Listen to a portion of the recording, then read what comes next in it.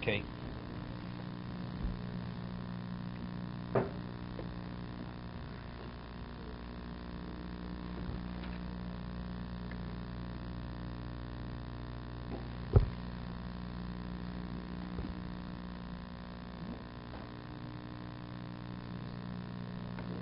Okay.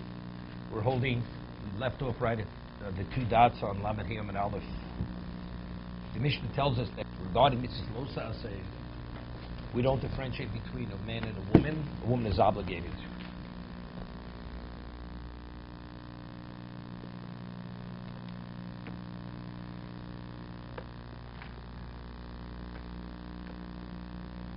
So more asking how do I know this?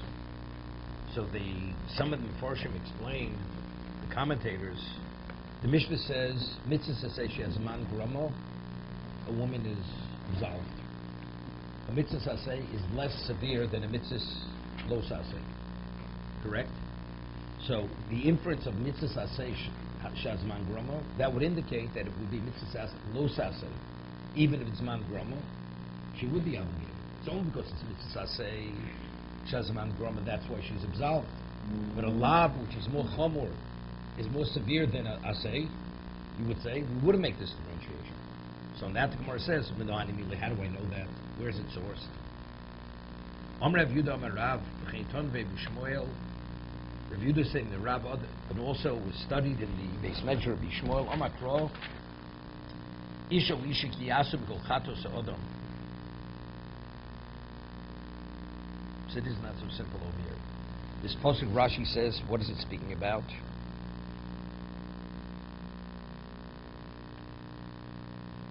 Pasuk speaking about korban shvus hapikodim. If a woman is a shomer pikodim, she's a custodian, and she denies that something was given to her, or whatever the item, how much, and she takes a shvua, so she has to bring a korban. So from there we learn isha yasko chatos odom hishva kosov ish liish isha liish l'chol onshin shebetorah. Here we see the Torah equates the woman to the man regarding all punishment in the Torah. How do you see that? It's speaking specifically regarding a korban.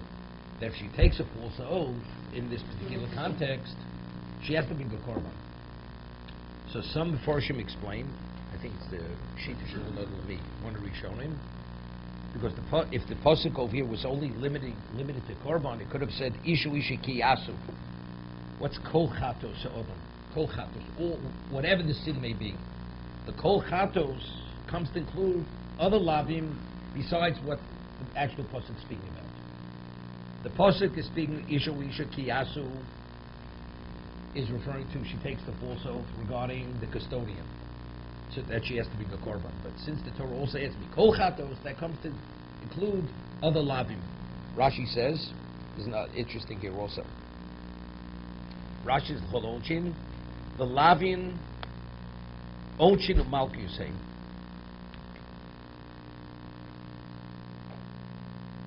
What is Onchin? Shebetorah Malchusay. Onchin means that she's subject to Malchus, the lashes. Someone who say it's inferred from Rashi, what about if it be a Lav which is not subject to Malchus? It seems to be that maybe we do differentiate between a man and a woman. It's only something which pertains to punishment, with a liability to punishment, then we do make a differentiation. And the three Rashis they cite in Shas, the Rashi always says, whenever it says we equate the man to the woman, he says it's called Onchin. Rashi always says Onchin Malchus. You say Onchin means he has liability, Onchin doesn't mean necessarily, no, it doesn't mean punishment in court. No, onish means punishment. Retribution, onish doesn't mean retribution. That's monetary retribution. Right? That's restitution. That's the retribution. Onish, the connotation is you're punished.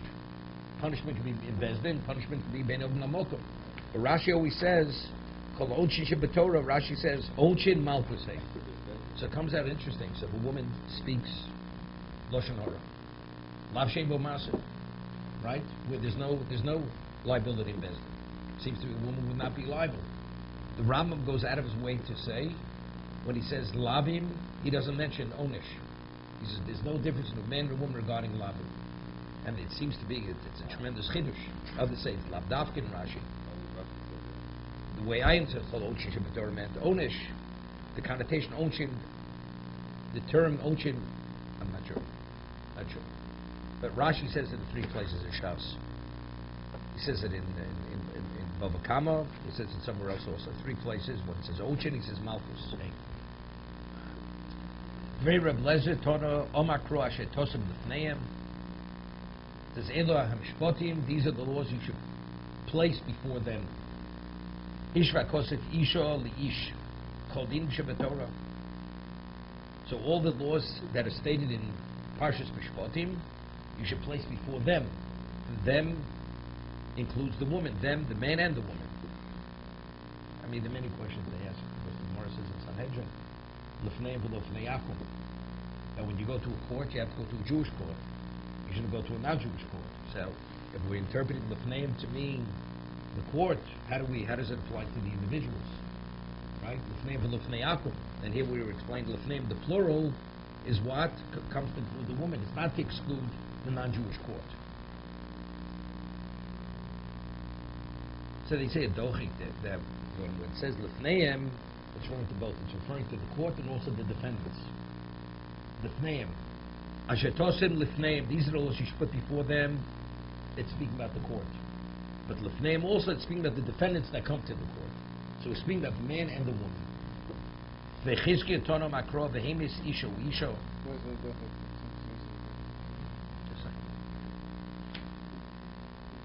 Because simply in the name indicates that it's speaking to court, the laws which pertain to the court, the laws that the court has to enforce.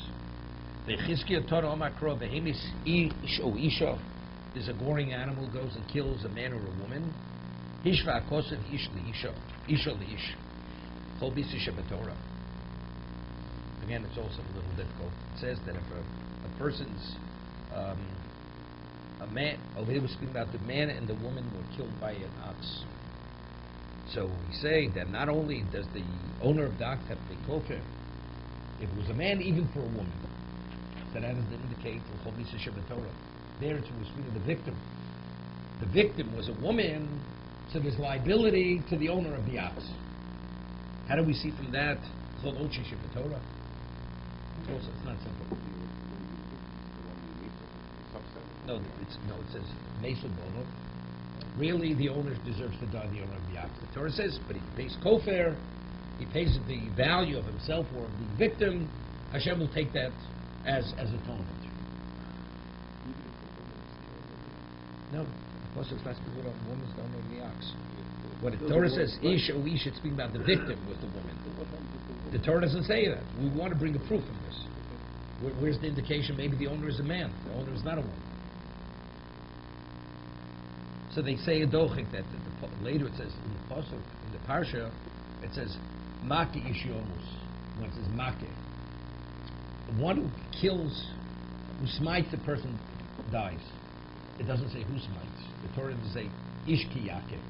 It's Make. It says the one who smites. So the Torah speaks about it in a generic sense. Doesn't differentiate whether it's a man or a woman. But it's not this pasuk, right? This pasuk speaks specifically regarding the goring ox. Utsricha. You need all 3 psukim. The pasuk by Korban, the pasuk regarding Lifneim, and the victim, whether it's a man or a woman, that is kofar. Utsricha. Diashminach kamaiso. If I only have the first pasuk regarding the woman taking the oath, where she's a shomer, where she's a custodian, Mishum Kapora, because there it's because she swore falsely. The Torah wants to give her atonement. Chos Rachman Alo. The Torah has Rachmanis on her. Therefore, the Torah says she brings a korban. I mean, it's not simple also. But but what you only need kapara if you transgressed. What did she transgress? Shvur. She took a false oath. Right? That's the case. It says, if I'd only have kapara, the first case, Mishum kapara chas rachmon. But you only need kapara if you did something wrong. If you did nothing wrong, a child takes an oath, right? The oath has no value.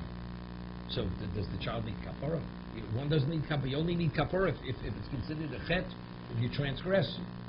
So what do I mean? If I'd only have the first case, I'd say because mishum kapara chos rachman avo.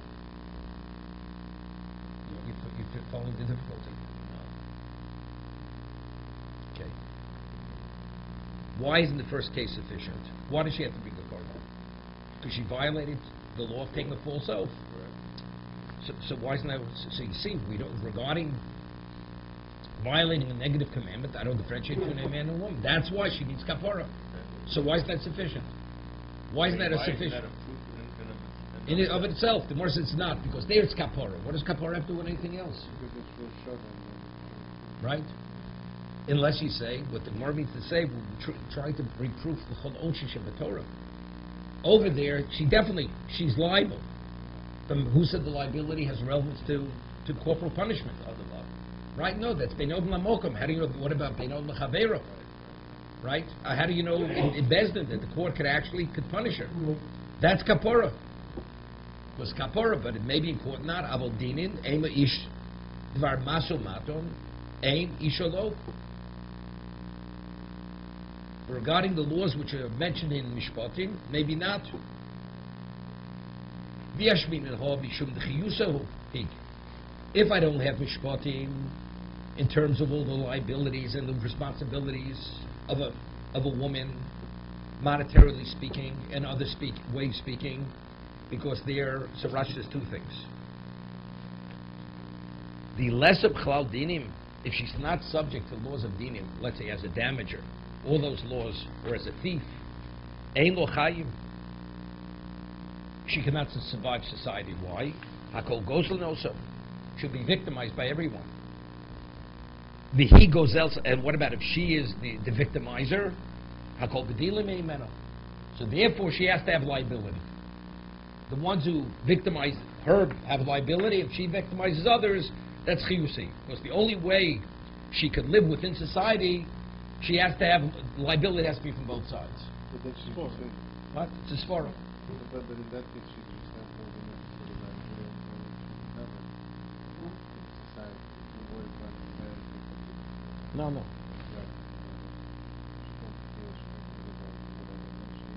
No, that's explicit. No, we're not talking about adultery.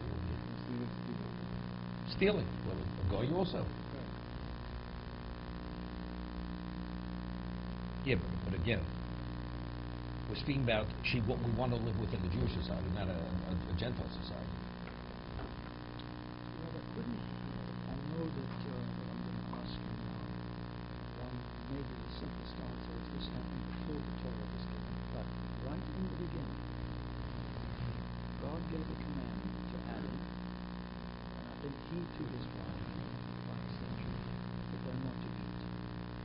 She violated and God threw the book of law. She wasn't exempt. Okay. So we have, right in the beginning, a fundamental principle that if God issues a negative commandment, it's for everyone. You wouldn't think to say, why could a woman be exempted?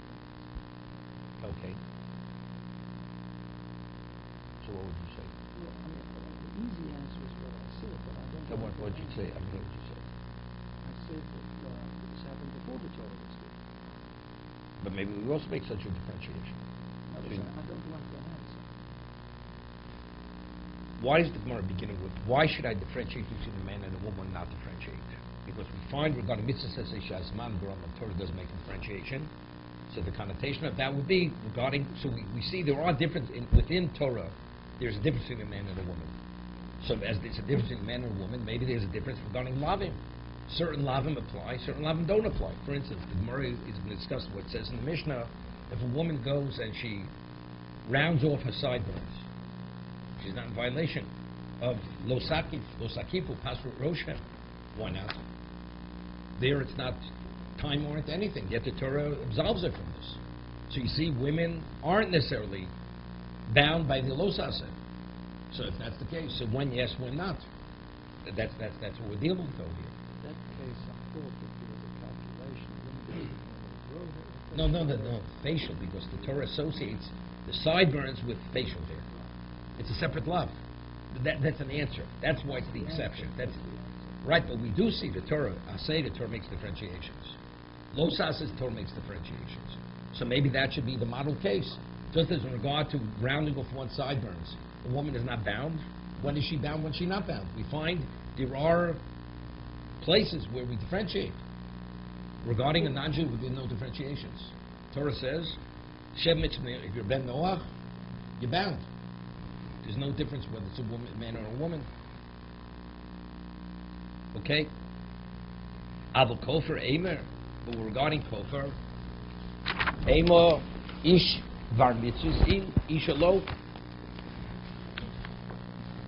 I'd say if the animal gores and kills a person, maybe I'd differentiate between a man and a woman. Why? Because in terms of paying kofar, a man has greater value in terms of his mitzvah value. A woman has less value. Right? I always point out the Sefarno. Right? They recorded a Sefarno from somewhere else. This is in Shmos. If an ox gores a male and kills the male, how much does one have to pay? Hamisha, 50 shkolim. And if it gores a woman, you pay shloshim. Excuse me, gores an eved, a Canaanite slave. It's 30. Why? Why the slave 30, and why the man, Jewish man, why 50? So he says because we find that the eved Canaanite, his degree of mitzvahs are similar to a woman. And since we find, which we just read now, the erech of a woman is shloshim, right? From the age of 20 to 60, we just said, what is the innate value of a man and a woman? A man is from 20 to 60 is 50, and the innate value of a woman is 30, right?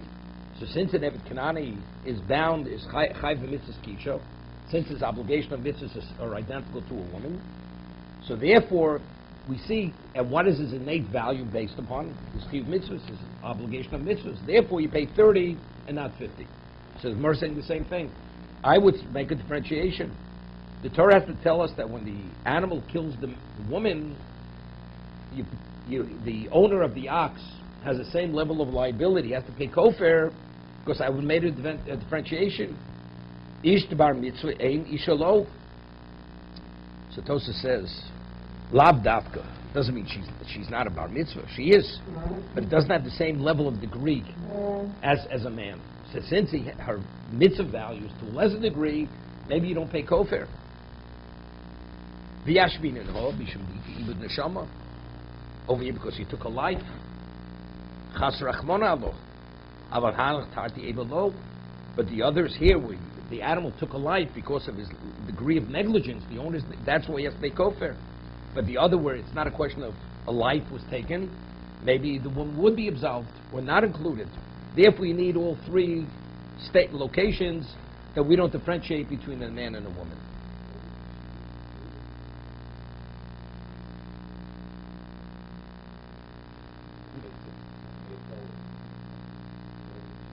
Maybe not. It says because we find there are differentiations. Once we make differentiations, maybe the woman, she has to show me she is included. Therefore, Torah has to go out of its way to say whether it's kapora, whether it's even neshama, whether it's whatever it may be, she's included. That you shouldn't make those differentiations. Because we find there are differences. There are differences between the man and the woman. But you still have to get paid equal as a man. She's gored. She's gored and killed. Yeah. Is it equal amount? No, it's whatever her value. Right. Again, there's an argument in the Gemara. Is it Demei Nizik or Demei Mazik? Remember, the Gemara, we had this Gemara in Makos. Is it the value of the one who owns the ox, or is it the victim? Whose value, if you would sell the person as a slave on the slave block? So, if it's the one who owned the ox, it's irrelevant whether it's a man or woman who was killed. Right? He has to pay his value to have kapara. And if it's the woman, so again, a woman, her value as a slave woman, let's see, a child was killed. So a child is worth less than a grown woman. Because of the amount of mitzvahs that there No, are. no, no, unrelated to mitzvahs. That's unrelated to mitzvahs. Unrelated to mitzvahs. The woman is a victim, not the person who's supposed to be doing the mitzvah. Wait. In the case of the culprit. No, kofar is weird. No, it's all different. When you kill a slave, it's 30. The slave could be worth $1 million. They know, but they're trying to bring an example. No, the kofar is being kofar of the owner of the ox. The owner of the ox has to pay kofar. Right. The case by the slave is something else. The woman is you pay her value, her monetary value. I'm saying here, you're looking at is the woman high with this loss and you're bringing an example where the woman is a victim. She's not So that was a question. We asked Right. that. That was the question. So I said because it says afterwards, makeh. It's difficult. That's difficult. One was one thing after with another. Okay. Chutz mi bal takid bal tashkis. The Mishnah says that we have a lav which is unrelated to Zman Groma. We said we make no differentiation, but definitely this has no relevance to time dependent. Cutting her sideburns, or if a woman has facial hair, and she should destroy the hair from its root. She's not in violation of Bal Takif or Bal Tashchis. Somewhere says, Bishlam Bal Titami Lemeisim. The Mishnah also says that if you have a bas kohen and she contaminates to the dead, she's not in violation of contaminating herself. Dechsiv. Emer ala Kohanim B'nei Aaron. Right? Torah says you should speak to Kohanim who are the B'nei Aaron. B'nei Aaron v'lo b'nos Aaron. So that comes to exclude the woman.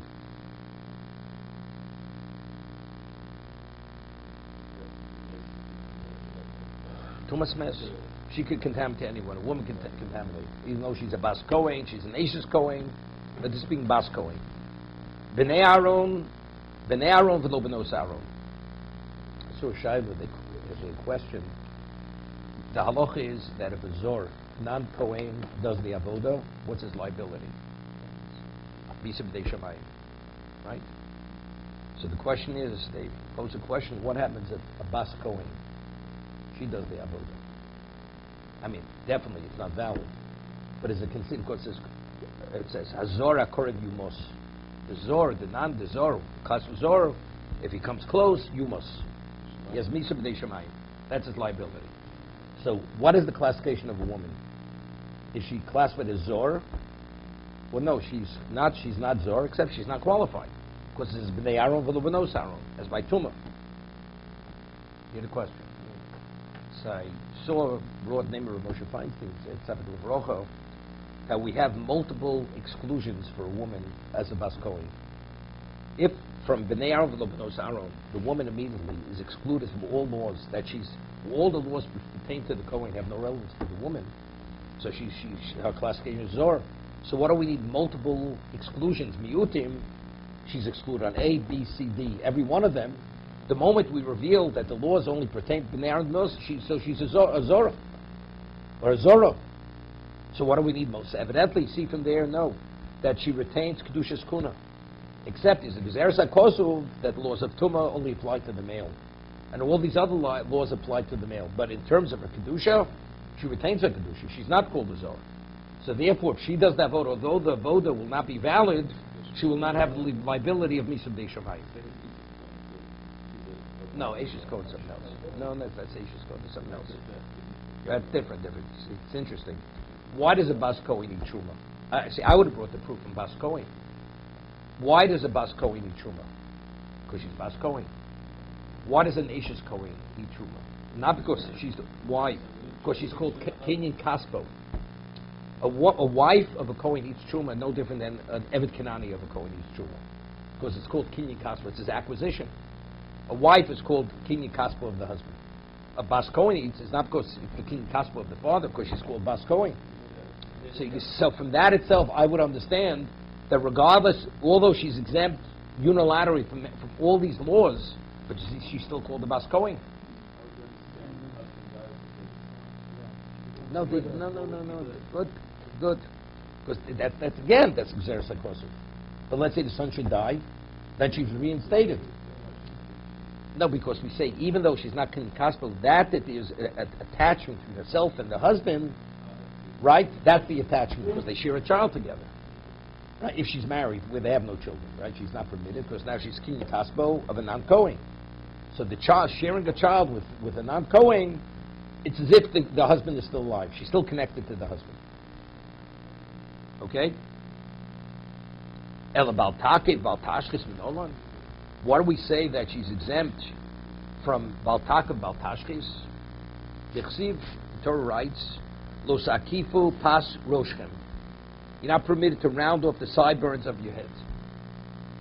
Lo sashkis pas zekonecho. Do not destroy the corners of your face, of your beard. So the Torah juxtaposes one to the other. There's a hekish. Kol sheyeshno b'hashchoso yeshno b'kofo. Whoever has relevance to hashchoso, destroying the corners of one's face, the facial hair, is bound by the lav of you're not permitted to round off your sideburns. Since women have no relevance to hashchoso, destroying the corners of the face, less to b'kofo. So therefore they're not bound by the provision of rounding off the corners of one's head. So let's say a woman does have facial hair. Normally a woman does, but let's say she does, and she chooses to use a razor to shave. Maybe she's in violation. Okay?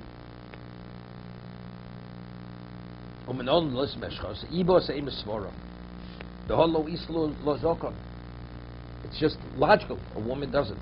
This is like an abnormality. I mean, a woman who has facial, that's not called a beard. A man who naturally has facial hair, that's called a beard.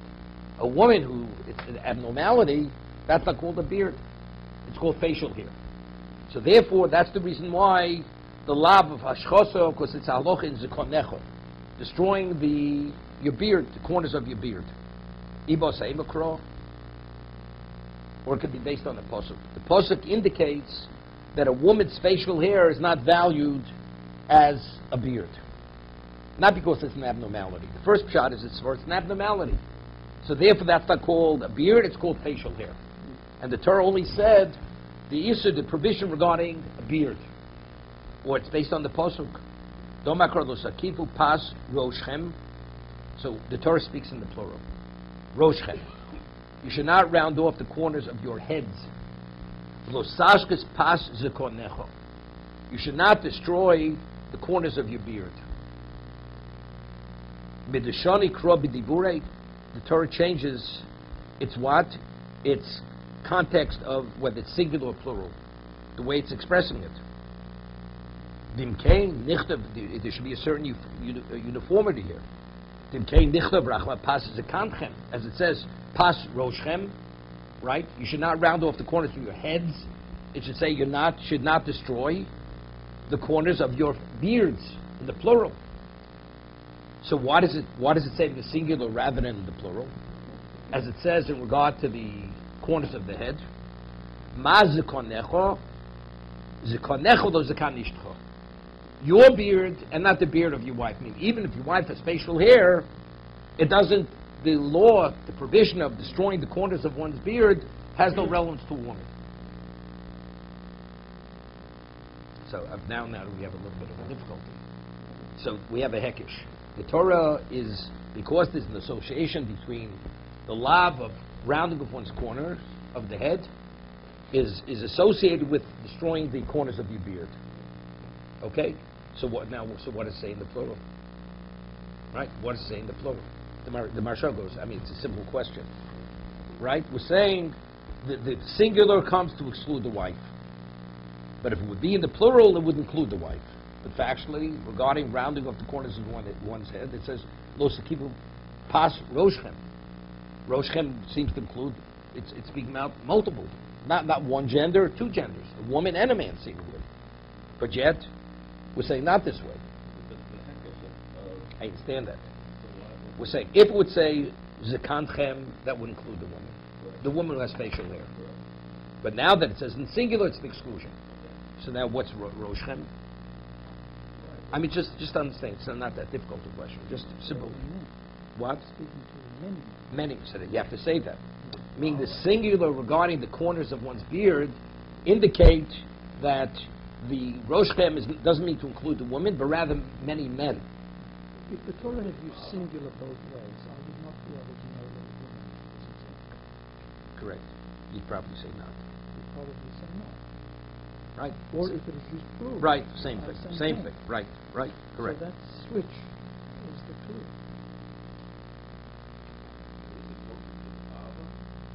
No. Because we had multiple deeds before. No. Lo sakifu. Lo sakifu.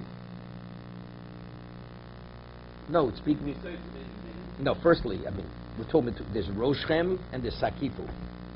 First, we have the Gemara in Makis, right? We say Echad HaMakav Echad HaNikav.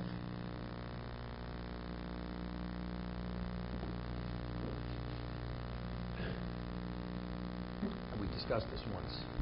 What happens if a person cuts off his own sideburns?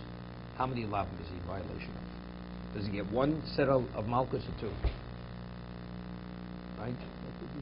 The Gemara says like this. The Mishnah says if a barber, let's say, a non-Jewish barber cuts off the sideburns of a Jew, or even a Jew, another Jew. So the Gemara has a question. The patron, the one who's having the haircut, right? Does he get malchus? What's the shayla?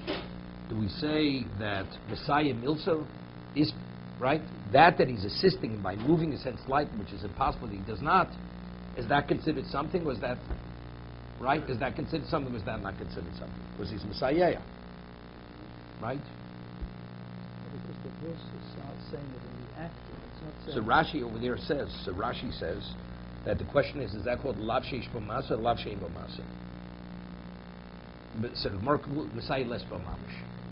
The Gemara says Messiah is b'mamish. Is it considered an act or not? That he moves his head slightly. The conclusion is it's not. It's not considered an act. So what does that mean? It means that he violated the law of nikif, of having his sideburns cut. However, he's not subject to malchus because it's lav shem b'masa, because you're only liable if you do it with an action. That's Rashi. This is a famous shach.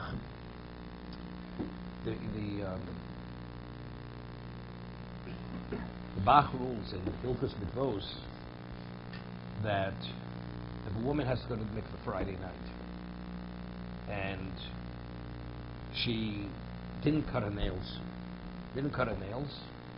could you have a non-Jew cut her nails and go to the mikveh?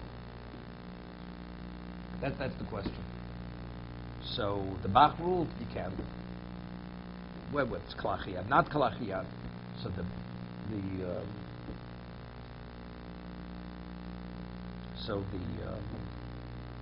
the Taz, who's the son of Bach, asks that seemingly, since when you cut the nails, it's impossible the woman shouldn't somehow have movement of the finger. It's like she's participating in the act of cutting. He has a question like that. So over there, the Shach says that Taz misunderstood the Gemara. Over there, factually, the Gemara says, the Torah says when it speaks about rounding off one's sideburns, it states it in the plural. It says in it, there's an isser to have your sideburns cut off, whether you participate or not. The only reason why you're not subject to malchus is because lav shein b'maseh. But what is the malach of cutting one's nails on Shabbos? It doesn't say you're not permitted to have your nails cut. Right? You're not permitted to cut your nails because that's gozes. So therefore, it has no relevance. Messiah yesh b'mamish, Messiah les b'mamish. Over there, the discussion is there is a lav. Is it considered lav sheyesh b'mas? Is lav shein b'mas? That's the discussion. But over here, if the moving your finger, that's not cutting your nails. The one who's actually cutting the nail is who? Is the non-Jew who's cutting the nail. That you move your finger, so you did assist. You did assist, but what's the isser? Right? No, this is not cutting. The one who moves his nails is not a violation of cutting. The one who's cutting is the one who's doing the cutting. There the Torah, because it says in the plural, lo sakifu, echra makiv, echra nikif. The one who's cutting and the one who's having his sideburn cut. So that's the question is, the one who's having a sideburn cut, is that called participating in having a sideburn cut? So if it is, then he gets malchus. So Gemara concludes, Messiah les b'mamish. It's not considered participating. Okay, but lav is definitely in violation of the lav. Here, what's the violation of Shabbos? The one who actually does the cutting. The one who says he's not in violation of anything. Therefore, he says it has no relevance. Okay. Well, Nothing.